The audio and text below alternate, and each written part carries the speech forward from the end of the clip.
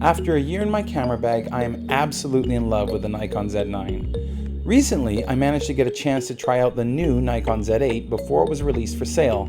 Although I wasn't able to take it out on the street and give it a real test, I was able to handle the Z8 and capture some images with my own memory card that I could look at later.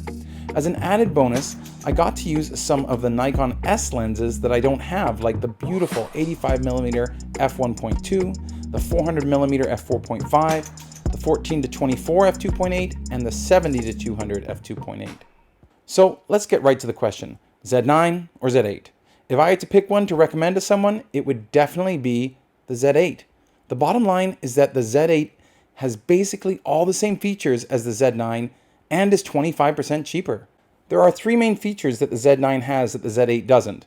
The Z9 has inbuilt GPS, voice memo recording option, and a longer battery life. But for the cost savings, I can carry extra batteries and totally live without the GPS and audio recording. The Z8 can shoot in HEIF format, which is currently not something I can do on the Z9, but it will probably come to the Z9 with an update. So what is HEIF? Every image format has a limit to the amount of dynamic range it can record. JPEGs have been around for a while, but have a limited dynamic range, and that is one of the reasons people shoot RAW files.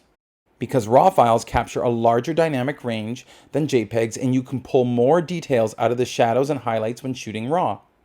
Nikon's HEIF file captures more dynamic range than a JPEG because it is a 10-bit, while a JPEG is only 8-bit.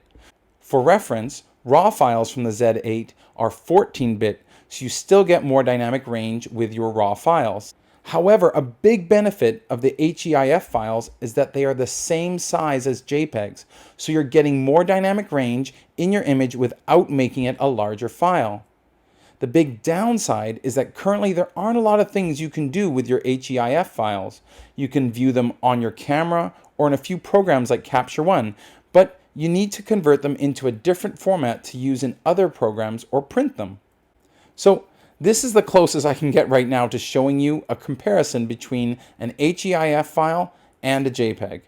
One other thing is that Nikon calls the Z8 the true successor to the D850.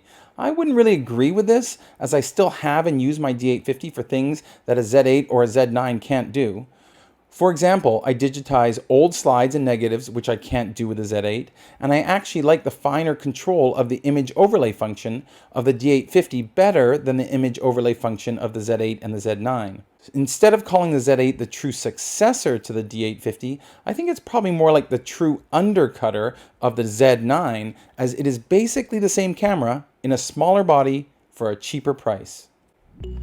Thanks for watching. If you like the content I'm creating, please consider subscribing. Thanks very much.